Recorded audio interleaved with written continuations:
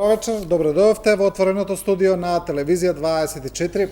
Како што веќе најавивме, наши гости се Андреј Петров и Бесим Небију. Андреј Петров и поранешен генерален секретар на СДСМ, пратеник Бесим Небију, политички аналитичар, добар познавач на состојбите. Почитувани, она што сега е актуелно и деновиве, тоа се комбинаторики за формирањето на новото парламентарно мнозинство. Интересно е што овој пат сите три политички блока, и оној кој гравитира околу СДСМ, и оној околу ВМРО-ДПМН, па и ДУИ, велат дека тие ќе ја формираат идната влада, дека тие ќе бидат мандатари, една прилично интересна состојба, да не кажеме чудна. Господине Петров, како гледате вие на ова? Мислам дека е очигледно дека СДСМ веројатно има предност од тие два пратеника повеќе, но дали е сепак работата доста изедначена?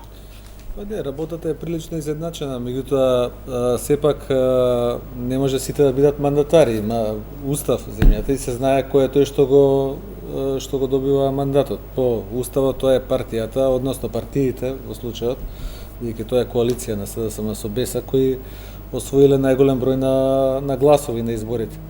И мислам дека хронолошки тоа е начинот како работите ќе се одвиваат. Треба да се конституира парламентот, нормално дека ќе се изјаснат за пратенички групи пратениците во парламентот и потоа председателот на државата е должен, тоа е негова уставна обврска, така да го додели мандатот, освен доколку некоја друга групација не го извести дека собрала 61 пратеник, што е тешко да се верува вака дека некој тоа може да го направи, така да моето очекување е дека прво мандатот ќе отиде во СДСМ, тоа е логично, да, победата е на СДСМ минимална, меѓутоа имало случаи во многу големи земји, да речеме како Соединетите Американски држави, каде што гласови буквално одлучувале кој ќе биде председател на државата. Во демократијата е така, тој што има еден и два пратеника повеќе има можност да биде власт побрзо отколку другиот. Не е исклучува можноста и на другите да се обидат, тоа е демократија, имаат право. Меѓутоа доколку не се случи нешто спектакуларно, моето очекување е такво дека мандатот ќе отиде во СДСМ. Да, не бил истото прашање и за вас, како го гледате вие овој почеток на трката кон парламентарно мнозинство? Прилично изедначен резултат, како никогаш досега. Теоретски сите можат од овие опции комбинаторики да бидат справедливи, меѓутоа само теоретски, бидејќи знаеме дека политичката ситуација и праксата покажува нешто друго. Не сите од овие опции имаат ист коалиционен потенцијал. Во Македонија нормално победува на избори тој што ќе има повеќе пратеници, не секогаш кој ќе има повеќе гласови, меѓутоа во случајов повеќе пратеници, повеќе гласови има истата коалиција, таа е коалицијата меѓу СДСМ и БЕСА, околу 11.000 гласови, и тука во однос на истакнувањето на знамето на победата, мислам дека е јасно кој победил. Меѓутоа знаеме дека не секогаш тој што победува формира влада. Во случајов, значи од 2016 година ВМРО победи, ВМРО-ДПМН победи на избори, меѓутоа СДСМ направи влада заради тоа што ВМРО-ДПМН имаше коалиционен потенцијал, посебно некај албанските гласачи не успеа да го направи бројот од 61. И мислам дека тука е клучот на одговорот, мислам дека овој пат ќе биде проблем за ВМРО-ДПМН е да ги направи тие 61 пратеника, затоа што не е многу сменето во однос на ситуацијата со коалициониот потенцијал на ВМРО-ДПМН од ситуацијата во 2016 Да, но исто така велат и дека 2016 е повеќе исклучок отколку правило, поради низа на други околности, не само коалицијскиот потенцијал на ВМРО-ДПМН, поради владењето на Никола Груевски и сите оние меѓународни извештаи кои ги имавме, така да дали тука гледам дека често се прави таа паралела, за тоа ве прашувам, но дали таа паралела сега држи со сегашната констелација? Мислам дека е различна состојбата. Сега во моментот државата го нема оно оптеретување кое го имаше од 11 годишното владење на Никола Груевски на ВМРО-ДПМН. Ги нема пред себе оние предизвици кои предстоја во краток период како што беше тогаш, за да се очекува да се прават некакви поинакви комбинации од почитувањето на волјата на гласачкото тело. Тоа е Тогаш беше специфична ситуација од многу аспекти, меѓутоа и глобално со една широка интервенција на меѓународниот фактор, бидејќи логично беше дека тоа што предстоеше, што се случи и што е во интерес на државата, беше подготвувано, тоа не дојде наеднаш од небо. Така да мислам дека таа ситуација сепак е исклучок, дека не би можело да се повтори. Нормално дека математички сите имаат можности, на никој не му е забрането да проба да состави мнозинство, тоа е демократија, меѓутоа сепак предноста и поради резултатот од изборите по големиот број пратеници и поради тоа што се актуелна владеачко мнозинство СДСМ дуи, во услови дури на вака изедначен резултат, секогаш владеачкото мнозинство која е актуелна власт, ако може да состави влада, би требало да се обиде да ја состави владата, и тоа е една предност која стартна име дадена. Да. Добро, ајде да одиме да видиме со она сега што е најактуелно. Ми се чини дека Дуи го наметна политичкиот наратив на овие избори со нивната идеја за албанец премиер. Вела дека нема да одстапат од тоа барање, дека тоа е услов за формирање на било која влада, и самите велат дека и кај нив предност има СДСМ, бидејќи сега се актуелни коалициски партнери, дека немаат ништо против да ја продолжат соработката, но велат без албанец премиер не бива. Од друга страна, и Зоран Заев е прилично јасен, вели дека тој е мандатар за владата. Не бил, гледате ли овде воопшто некаква средина или компромис? Прво да се вратиме на изборната програма на Дуи со премиер албанец. Значи, бидејќи во Македонија не се избира премиер на избори, туку се избира пратеник, односно број на пратеници, кои што после тоа формираат влада, може да кажеме слободно дека ветувањето, односно централната тема на кампањата на Дуи со премиер албанец е една пиар операција која што фактички го измести, односно го диктираше темпото на дебатата во албанскиот политички блок во Македонија, од дискусија за успесите на владењето на партијата која што е 18 години на власт, што би било нормална дебата, нели, секоја партија која што е долго време на власт или па и да е кратко време на власт, сака да се надпреварува на својот рекорд, што се вика на англиски, на своите успеси. Меѓутоа, во случајов Дуи процени дека тие не се добар изборен адут и наметна тема, слично како што направи и при председателските избори со консензуалниот кандидат, кој што би фактички би го изместил оската на дебатата од обвинувањата на опозицијата за коруптивно владење, за криминал, за неуспеси, за неиспорачување на изборни програми од 2011, 14 и 16 во дебата дали албанците треба да имаат премиер или нема да имаат премиер. И тоа мислам дека го направи релативно успешно, затоа што не знам сега колку македонскиот дел од публиката го прати, има паралелен процес на дискусија и медиумско покривање и дебата во кој што мислам дека многу малку информации доаѓаат кај македонскиот дел од публиката, кој што се одбива на албански, претежно поради тоа веројатно. Меѓутоа голем дел од дебатата се одвиваше на таа тема и во таа смисла тактички Дуи успеа да ја покрие кампањата и да се збори за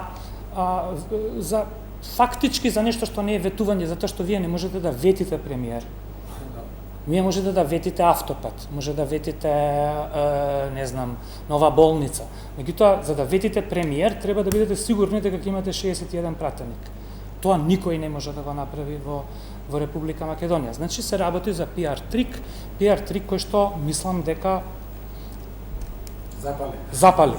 Да, но еве господине Петров, доколку и е пиар стратегија, како што кажавме, таа стана најуспешна, стана лајтмотив на овие избори, но како сега Дуи би го оправдале тоа пред своите гласачи, доколку сепак се договорат за нешто друго, за некаква друга опција, бидејќи они кажа гласајте за нас, ќе имате премиер албанец. Па еве, јас сакам да се надоврзам само на неколку работи и на колегата ова што го зборуваше. Значи тоа е, мислам дека во Македонија периодите кај што една партија добиваше 61, како да речеме СДСМ во 2002 или ВМРО ДПМН во 2008 кога доби 63, тоа време е завршено и веќе никој со такви бројки не може да оперира. Секогаш ќе имаме тесни мнозинства и тоа ќе бидат коалициони влади. Имајќи предвид дека тоа е коалициона влада, логично е да мора да се најдете некаде со вашиот коалиционен партнер. Тоа што го направи Дуи во кампањата од аспект на кампања е брилјантно. Значи, начинот на водење на кампањата, како тоа го направија, како го продадоа, тотално ја изместија. Тоа дури и во македонскиот блок беше доста присутно. Тоа беше една од темите и во дебатата помеѓу македонските, да кажем условно, од македонскиот блок политички партии, но познавајќи ги вака состојбите, познавајќи колку се тврди, да речеме, тие изјави на Али Ахмети што ги даваше, за него ќе биде тешко тоа да се врати. Меѓутоа, што е алтернативата? Секогаш треба да имате предвид дека ако се колнеме дека во прв ред ни се интересите на граѓаните, интересите на државата, дека сакаме државата да биде просперитетна, не можеме толку да врбуваме и на своите изјави, колку и да држиме до сопствениот, да кажам, его или сопствениот збор или она што сме го кажале. Ако тоа е во интерес на граѓаните, сме имале ситуации многу пати претходно каде што работите бидувале поинако од она што... Мислите, значи, дека тоа е отприлика формулата за некој можен компромис? Дека... Формулата се државните интереси. Значи, секогаш кај секој одговорен човек, државните интереси мора да бидат над партиските интереси. Нормално не може да му се мешаме ние на господинот Ахмети или на Дуи во изборот на коалиционите партнери, меѓутоа ако условот со некој да коалицираш е да дојдеш до компромис, тој компромис мора да ги почитува и ставовите на другиот. Како ќе дојдеш до компромис ако ти стоиш цврсто на твојот став и тој стои на неговиот став? Не е добро за државата да долго време се бави со политички акробации, треба волјата на граѓаните која е пресликана преку гласачките, да кажам, преку пратеничките мандати, да се имплементира. И тука не гледам програмски проблем помеѓу партнери кои до сега се во владата. Да, но вие сте запознаени сте со начинот на тие коалициски преговори, нели, комбинаторики. Веројатно е дека доколку Дуи отстапи од таа позиција, дека добро ќе ја наплати на друга страна. Сега се зборува за министр за финансии, за гувернер на Народна банка, за други можеби позиции. Па добро, нека седнат и нека разговараат. Мислам, нека ги стават работите на маса. Времето покажа дека имавме ние председател на собрание, по мене многу успешен председател на собрание до сега од страна на Дуи. Може би ќе понудат некои решенија и за некои други ресори кои се квалитетни, имале многу квалитетни кадри на различни позиции. Не можеме да кажеме дека априори за тоа што доаѓа од страна на Дуи, дека тоа ќе биде, да речеме, помалку квалитетен кандидат што би го дале, не знам, за министер за финансии или за некое друго министерство. Сега зборуваме онака условно, шпекулативно, хипотетички. Треба да се седне да се разговара. Во политика без да разговарате немате ништо. Јас денеска следев изјавата на председателот Пендаровски, кој што и тој ќе ги повика на разговор. Така да, можеби повеќе глави попаметно мислат треба да седнат и тоа треба да има еден демократски диалог, да се формира влада, опозицијата да се биде опозиција која ќе биде конструктивна, која и да биде и да државата оди напред. Ние време за губење немаме, имаме сериозни реформи што ни предстојат на ниво на државната администрација и на судството и тука нема да не чека Европска унија. Да. Позицијата на господинот Заев е прилично интересна сега. Како ја гледате пред изборите и сега? Бидејќи сега веќе Заев има со себе веќе еден албански коалицијски партнер кој е фиксен, тоа е Беса, бидејќи направија предизборна коалиција. И сега преговорите се водат со уште еден партнер. Веројатно дека поголем проблем тука ќе имаат искричењата помеѓу тие две партии, помеѓу Беса и Дуи, отколку позицијата на СДСМ кон нив.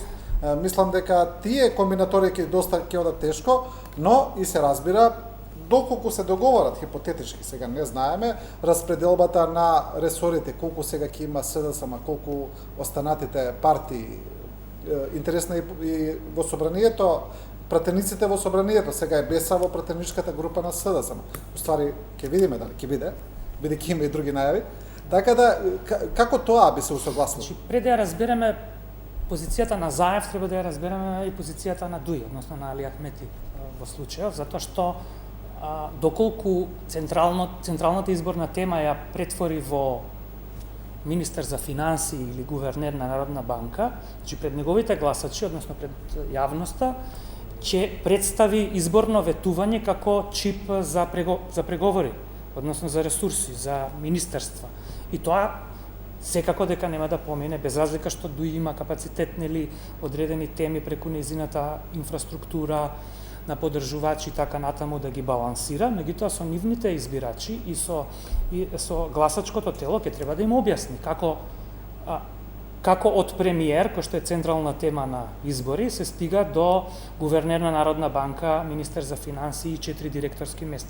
И ова представува реален проблем, затоа што и ДУИ треба да се објаснува, има гласачко тело, има поддржувачи и треба да комуницира со нив. Дел од луѓето кои што гласале овој пат, гласале токму водени од интересната идеја за албанец премиер. Тоа мора да го разбереме. Значи, маневарскиот простор на ДУИ е таков да, и тоа го гледате од изјавите на челниците на ДУИ, и во македонските медиуми, и во косовските медиуми, и во грчките медиуми, дека црвените линии на ДУИ се премиер албанец.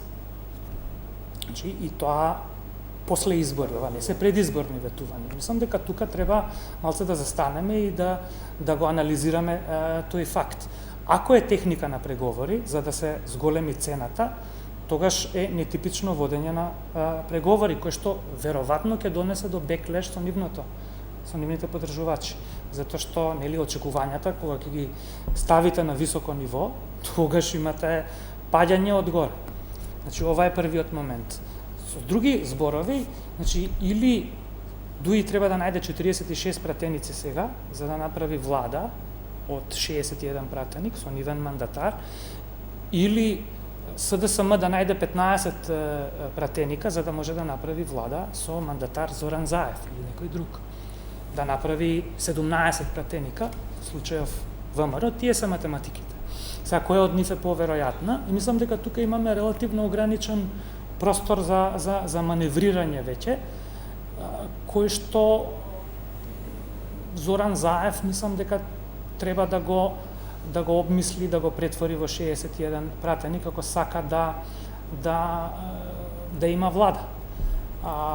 Едниот пат е ДУИ, другиот пат е алтернативен пат, кој што веројатно во тој случај не би го вклучувал ДУИ во коалиција. Да, вие го начнавте тоа е една исто така од главните теми, таа е веројатно поинтригантна, поинтересна, што доколку Зоран Заев се реши да оди по алтернативниот пакт, како што вели господинот Небију, значи доколку каже јас со ДУИ не можам да се договорам, одам со алтернатива, се разбира, и да најде треба уште 2 пратеника точно. Видете сега, тука има два проблеми во таа теза. Значи, математички, во моментот, единствени што може да направат влада се СДСМ и ДУИ.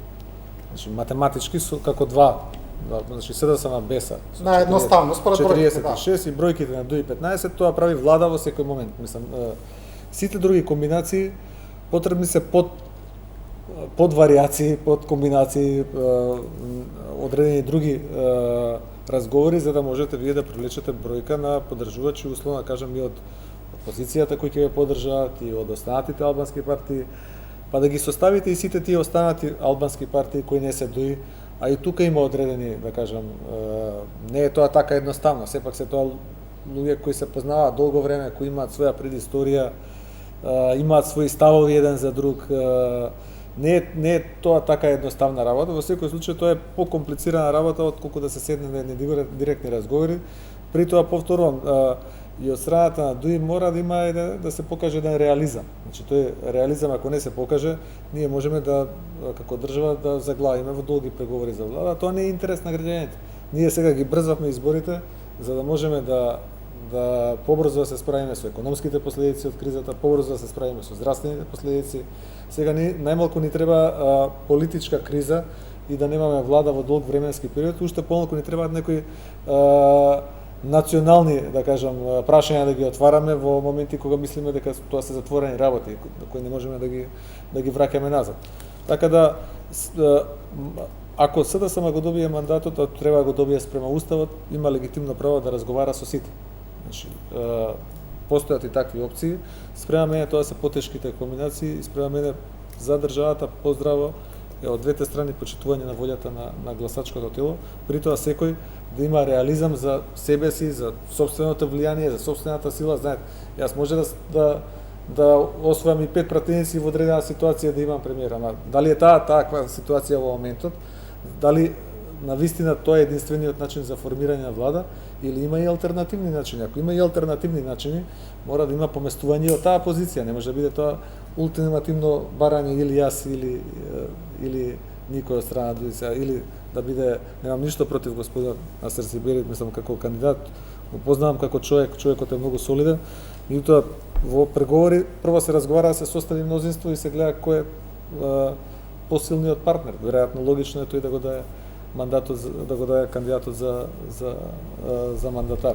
Ама тоа е внатрешни преговори. Имало случаи каде што било спротивно. Имало случаи да речеме во Србија имаше таков случај пред известно време. Го слушав господинот Артан Груби пред некое време на телевизија, тој наведуваше и одредени други случаи, Ирска, Косово, не знам, каде што имало такви случаи. Не велам дека нема. Меѓутоа, сепак респектирањето на политичката сила на субјектите во политиката е многу важно, бидејќи не е само и да ја направите владата. Дури и таа влада што би се формирала со 61-62 пратеници, ќе биде тешка влада на долг временски период. Да не зборуваме за одредени подваријанти и акробација повеќе. Носење на било каков системски закон. Има многу работи. Имате, да речеме, нас ни престои спремен најавите сериозни реформи во администрацијата. Верува некој дека една многу слаба влада може да ги истурка таквите реформи со голем број на луѓе што владата во секој случај ќе биде слаба.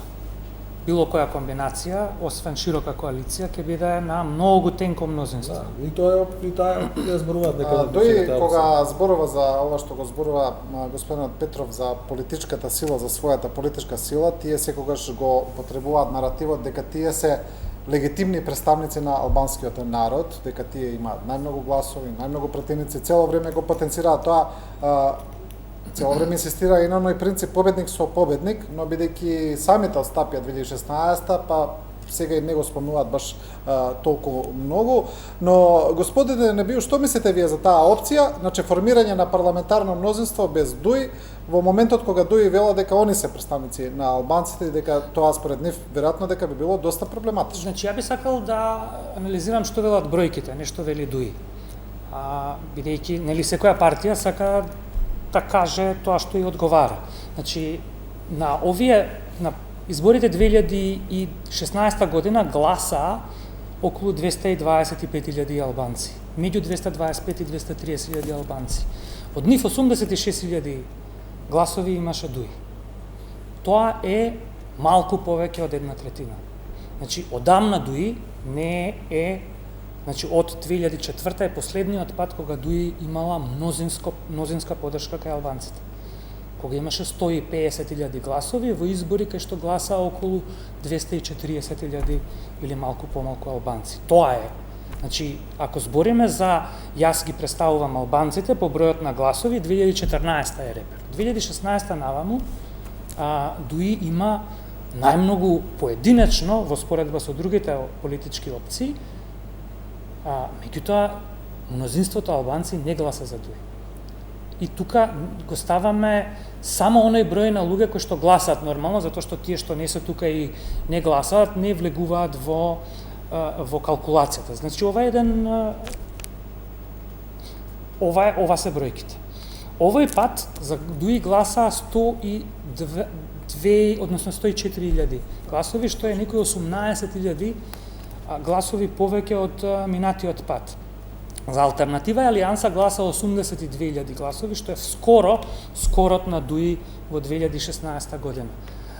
И сето ова во случај, значи, кога кај македонците и кај останатите излезноста е намалена за околу 20%, кај албанците излезноста не е намалена воопшто, односно многу мал број на проценти.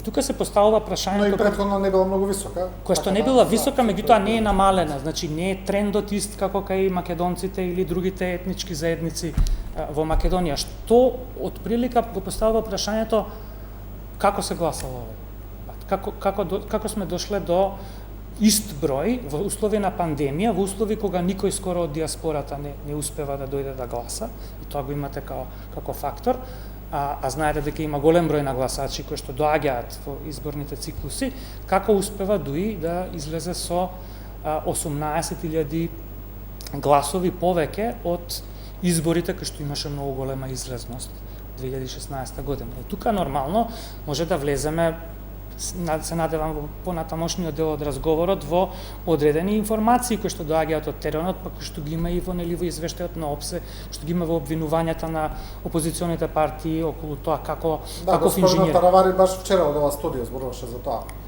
Да, јас го следев до некаде господинот Таравари и од прилика има неколку обвинувања. Едното обвинување е дека постои изборен инженеринг кој што се случува пред денот на гласање. Тој изборен инженеринг е резултат некоја инфраструктура која што ја има ДУИ и медиумски и интелектуално во универзитетите, во Универзитетот во Тетово, во Универзитетот во Скопје и така натаму, има голема база, да кажеме, на подржувачи и во медиумската заедница, меѓутоа и на терен има огромна подршка кај административците, значи има еден голем дел на административци кои што се вработени директно во времето на ДУИ, збориме за неколку десетици илјади, околу 9 или 10.000 од нив не се распределени, се голема политичка база со која што настапува, и тоа е дел,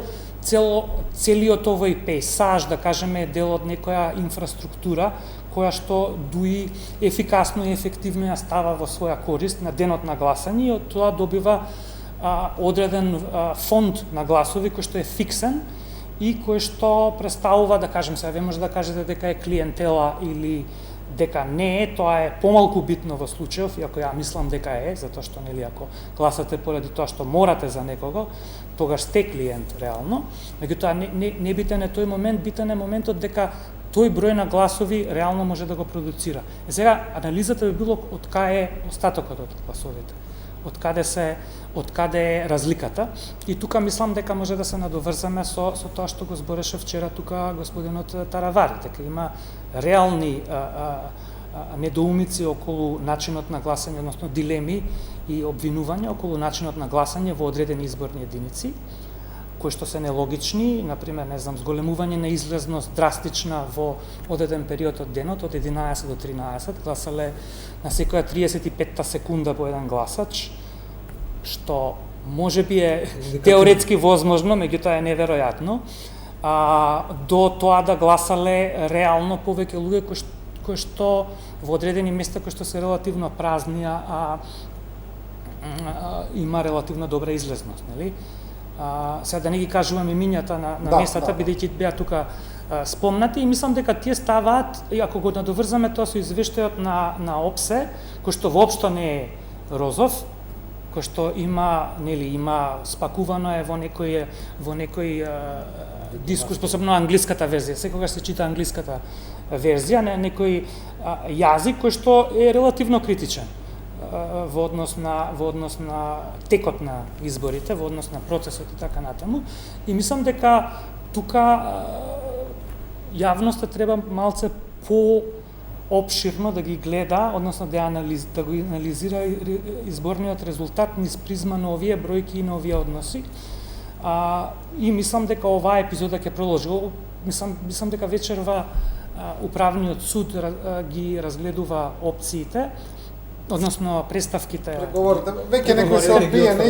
Да, и мислам дека меѓутоа процесот и јас очекувам дека ќе бидат одбиени, исто како што беа одбиени и од страна на ДИК, бидејќи кога не биле одбиени. Значи, овие процеси се решаваат преку темелни системски интервенции, значи легитимноста и начинот на кој што се избираат пратениците е темелна вредност во едно демократско општество.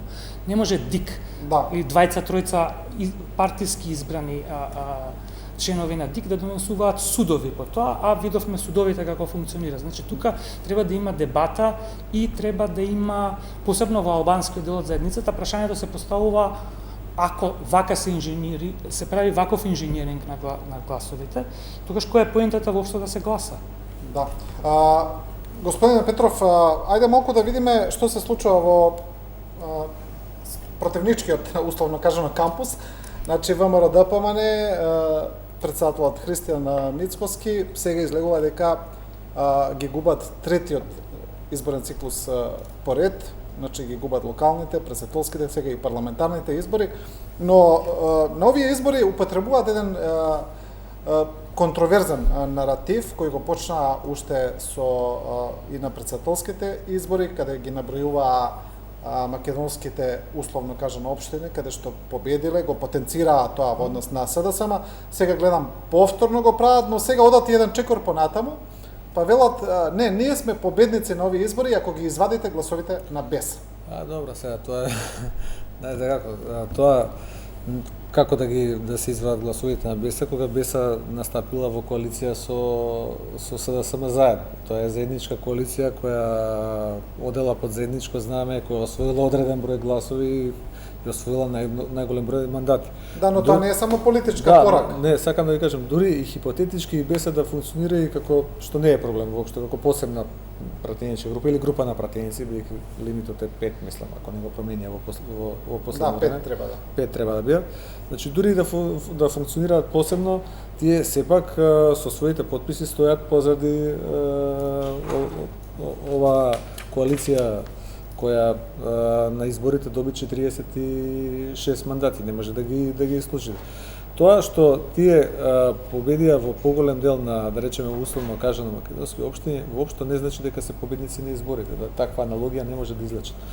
Моја вака импресија е дека тоа го повторуваат и претходно беше, да речеме, на председателските избори беше имавме сличен случај. Сличниот наратив има, да. И што од тоа? Избра председател на државата. Значи, ако сакаат, ВМРО ДПМН е голема партија, сепак не можеме да кажеме дека тие не знам, не вредат или не знам што, меѓутоа ако сакаат да имаат успех на изборите, тие треба да се ослободат од таа, да кажам, етничка хомогенизација внатре само во македонскиот дел од општеството, условно кажано вака во наводници, мора да размислуваат какви се проекциите за вас како политичка партија генерално во целина, во државата, помеѓу сите граѓани на државата. Ако и понатаму се држат до ова што го зборуваат, тоа не може да им донесе резултат, затоа што вие никогаш не можете, покажува времето, се сменија правците во политиката, не можете моноетнички да постигнете толку гласови за да вие ги хомогенизирате другите. Тоа време е завршено и тие треба да размислуваат, бидејќи отворивте темата што кај нив, тоа си е нивна работа, ама сега вака чисто од страна гледано, треба ова вчера што го, да речеме, направија дистанцирањето од Груевски име добро, требаше го направат многу одамна. Безсмислено е што толку време молчеа за нешто што сите сугерија, сите наши пријатели меѓународни дека треба да го направат, меѓутоа имаат уште две големи работи кои се пред нив во годините што следат, кај што ќе треба, да речеме, да направат исчекор во однос на нивните бетонирани позиции во однос на договорот од Преспа. Вие не можете да го преќутувате тоа и да очекувате дека тоа ќе ви донесе некаков резултат. Да речеме, ако беше аналогијата со тоа што го правеше господинот Мицотакис во Грција, тој имаше таму една многу интересна формулација. Тој од старт имаше теза, вака беше отприлика формулацијата, јас овој договор никош не би го подпишал, меѓутоа како премиер ќе го почитувам, затоа што тоа е обврска на државата и ние имаме наши позиции, меѓународни односи, така натаму. Значи не можете да оставате кај електоратот двосмислено што ќе правите. Морате да се решите на која страна ќе тргнете. Ќе тргнете спрема НАТО и Европската унија, што јас тврдам дека е единствениот пат по кој ние може да се движиме како земја, како мала земја особено, немаме. Па и поголемите земји немаат многу голем избор. Или ќе останете, не знам, во некој виртуелен свет да живееме, дека ние сме се самите на себе доволни и можеме сами нешто да направиме, што е невозможно. Така да тоа е нешто што нив им предстои, независно како ќе завршат овие нивни внатрешни состојби, тоа си е нивна работа, меѓутоа генерално мора да проектираат поголемо разбирање на значи да се исперат од, да кажам, зулумот што го направи Груевски помеѓу албанскиот електорат во Македонија, затоа што тоа има драматично влијание и не може така лесно преку ног заборави, а во исто време да имаат можности да покажат на Европа, на Америка дека се навистина сериозен партнер кој нема на секој чекор да се прашува дали ќе го исполни тоа што е претходно договорено или ќе се враќаме сега 2 чекори назад па да преиспитуваме одредени работи. Мислам дека кај нив тек предстојат тие работи. Ако така тоа го гледаат на долго рок можат да генерираат исто така успех, меѓутоа во моментот реално на овие избори се знае кој е победникот и тука не треба голема. Добро, господин Мицковски, пред изборите имаше изјава дека доколку изгуби на изборите дека ќе се повлече од кормилото на партијата, па веројатно и затоа и партискиот наратив дека доколку остане на таа позиција, значи мора да се го држи зборот. Мене ми беше неверојатно, значи спинот на, нели, секоја партија има спин мастери, ако не се викаат така, кои што читаат резултати се обидуваат, нели, да ги социализираат со јавноста за да тие станат дел од убедувањето на повеќето луѓе. И една од тие беше дека ВМРО победиле кај македонците, а СДС, значи, ако ги броиме посебно македонските гласови, ако ги броиме посебно албанските гласови, што е тоа? Како ги изброиме? Ама што значи, во кој систем се бројат посебно по етничка линија, во кој систем на општествено редување се бројат посебно албанците, посебно македонците, посебно турците? Во етничка федерација, така? Кај што гласаат луѓето по етнички групи, тоа го имате во Босна. Или кога има председател на кој се избира председателство на Босна, пошто Босна е некој вид на етничка федерација, тогаш посебно гласаат по само декларација во федерацијата бих бошњаците и хрватите, а србите во Република Српска го избираат другите. Значи тоа ли го промовира СДСМ? Исто ова ВМРО се извинувам. Пошто ефективно тоа е тој систем. И која е пораката кон гласачите со тој став? Значи, ако не сте македонец, не гласете за ВМРО да промени. Да, и пораката е дека, не знам, треба да ги прашате нив. Кај албанскиот електорат, каде што имаат 0%, 0% буквално имаат кај албанците по сите анкети, сепак продолжуваат со тој наратив. Можно ли е така? Не е сосем ирационален. Јас знам дека, нели, десните партии, значи и ВМРО, тоа можам да го разберам, нели, затоа што игра на тоа гласачко тело и создава некој вид на антагонизирање по етнички линии, тоа може да донесе гласови пред избори. И тоа е стратегија која што ВМРО и ДУИ ја исползува во тек на да кажеме, една декада. Нели, од кампањата стануваш голем патриот, добиваш гласови, после тоа си правиш договор за соработка се до следните избори. И тоа функционираше до 2014 година, да кажем. Бито очигледно е веќе 2 циклуса не функционира. И фактот, затоа кажав, после избори. Да беше пред избори, ќе имав некој разбирање. Меѓутоа, многу ирационално со такви пораки, од кога веќе се избројани гласачите, посебно во ситуација кога единствениот начин да направите влада е да ги соберете сите албански партии во коалиција. Така, пошто нема друг пат за ВМРО, односно за Мицковски да биде мандатар или за друг. Па има исто прилика со ДУИ, пак повторно и двата пратеника од Левица, иако Левица кажа господинот Апасиев дека нема ДУИ ако влезе во коалиција со Левица, ќе влезе во коалиција со партија што бара да се отпризнае Косово. Тоа е многу тешко за било која албанска партија да го објасни. И за ВМРО е тешко да влезе со Левица во ДУИ сакаше да влезе во коалиција со партија која го кандидираше Јохан Тарчуловски за пратеник, така да мислам дека не би имале проблем во прагматичност. Не е баш исто. Да, мислам многу потешко е да се испинува од признавањето на Косово, отколку фактот дека Јохан Тарчуловски е некаде 12 на листа па се протнува по некој канал во можните. Да. Добро, треба да направиме една кратка пауза за реклами и брзо се враќаме во студиото. Останете со нас.